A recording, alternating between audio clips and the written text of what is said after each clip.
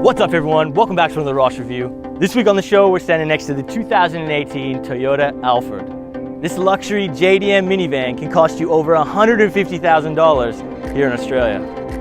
So today we're going to find out what do you actually get spending that kind of money on a Toyota van.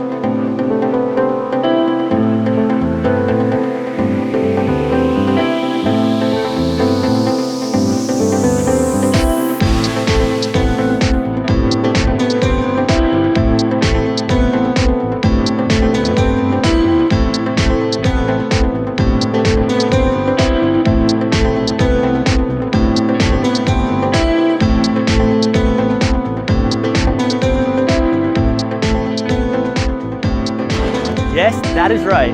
This Toyota minivan can cost you over $150K here in Australia.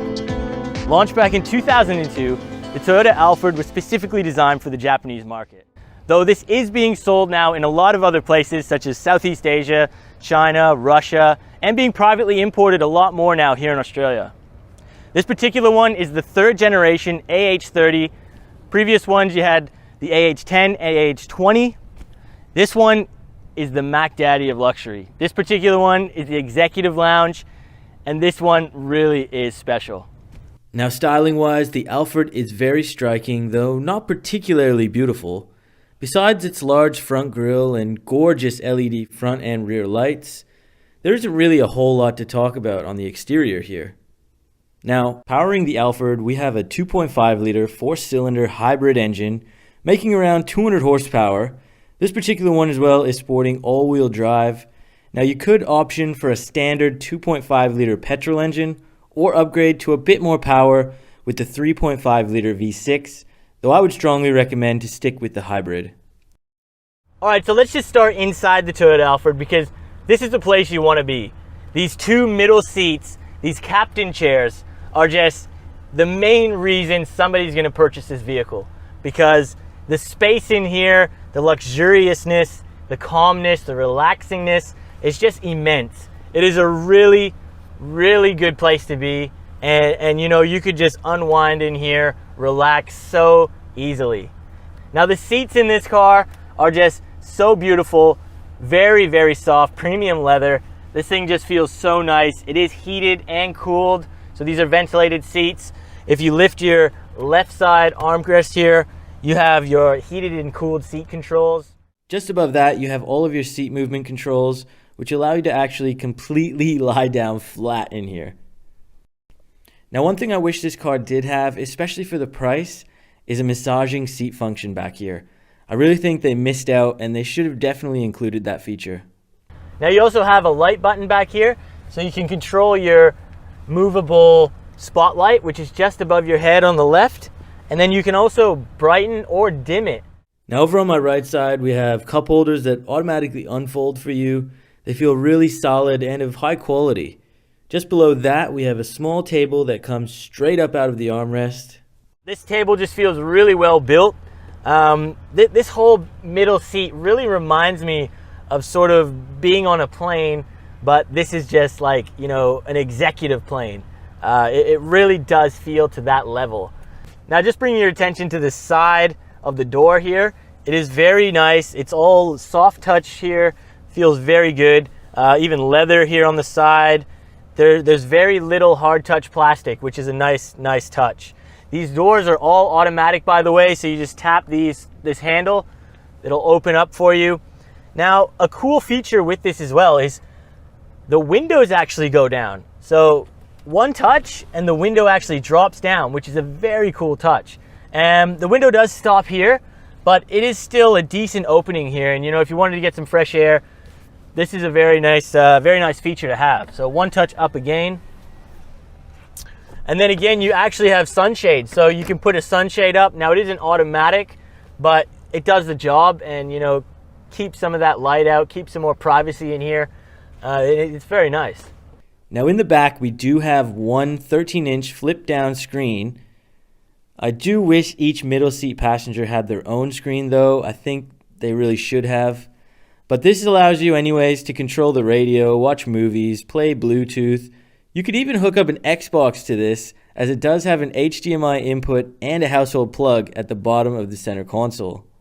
Now you do have to use the remote, which, you know, I wish there was a dedicated system in the armrest. I wish they had have integrated something with you know, volume controls and maybe some presets for the radio, but you can still control it all, but you just have to use the remote. Now the remote does look like it's from about 1990. I'm not sure why Toyota's still going with that, but I guess it's just reliable.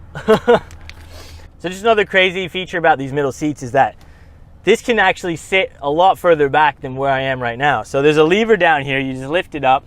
Now you do have to lift it up manually and push with your feet.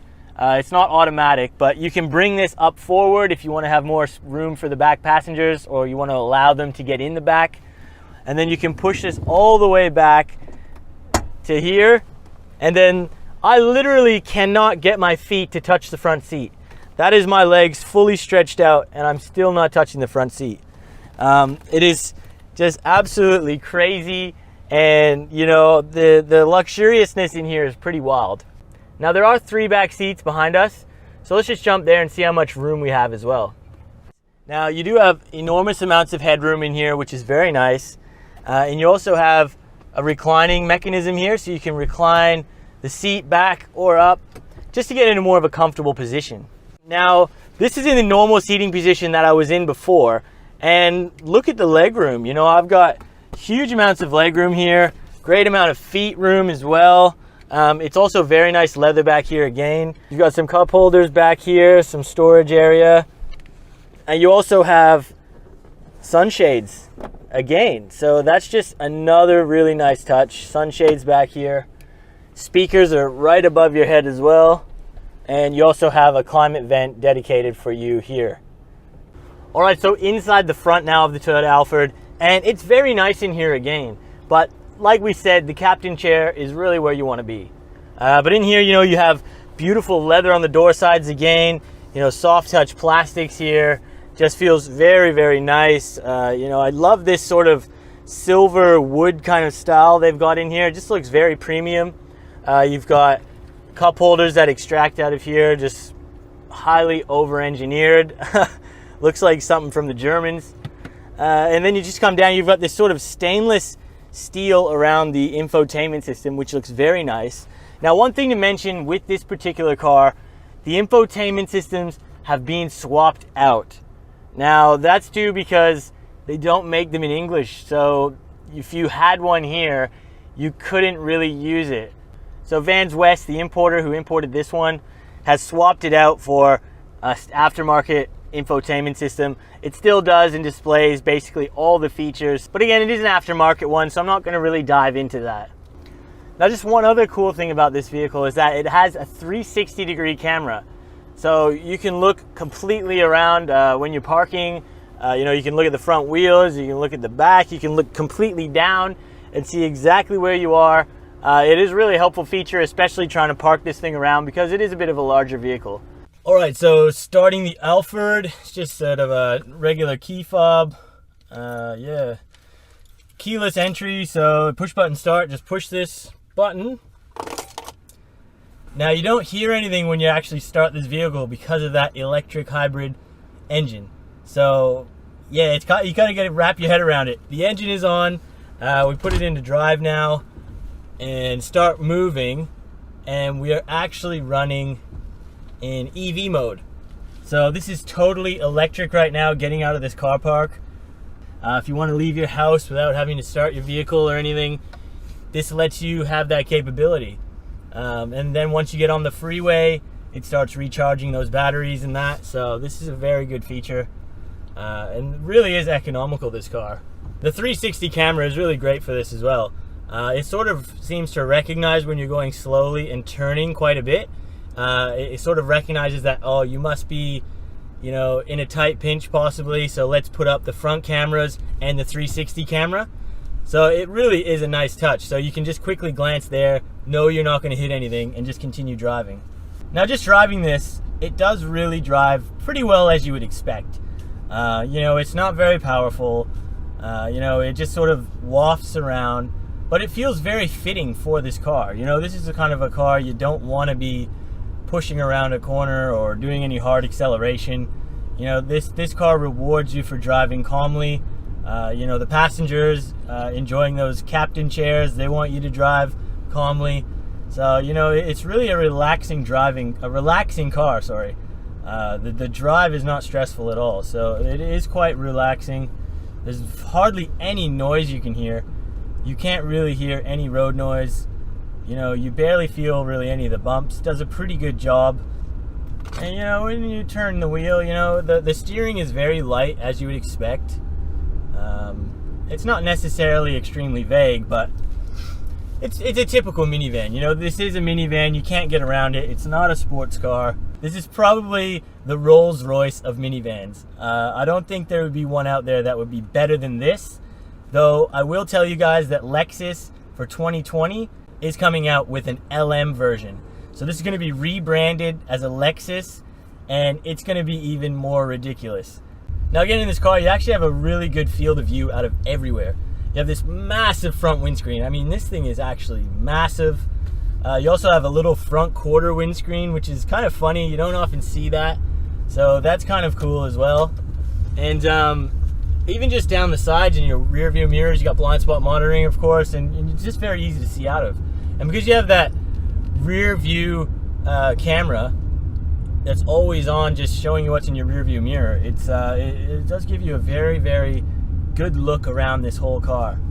It is a lot of money for a car. So, you know, you're shelling out around 150 grand for one that's kitted out like this, and it's a lot. It's a lot to ask for. But, you know, this thing is kind of in its own class. There really isn't anything else on the market like it, and it's just it is a very, very unique car. I'll put it that way.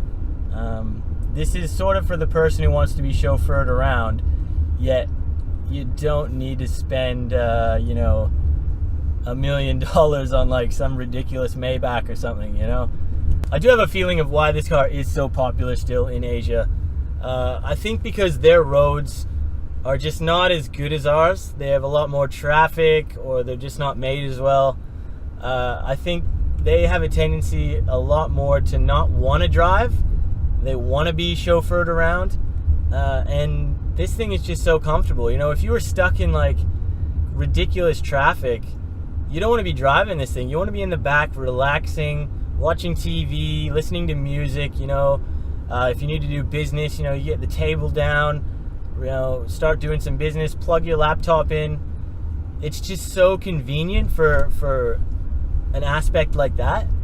I really think that's why this car is so successful in Asia, where, you know, in Western countries, we like to drive. So, you know, it's kind of where you get caught up with the mixed personality of this car, is where this is not a driver's car. It's not made for the driver. It's made for being driven around in, you know, so it is a very unique car in that aspect. It is quite cool.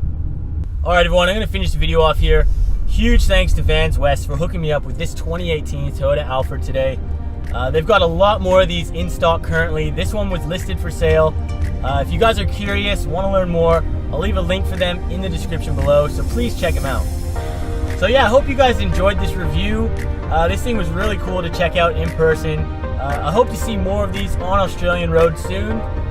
So yeah, if you like this video, guys, please hit that like button.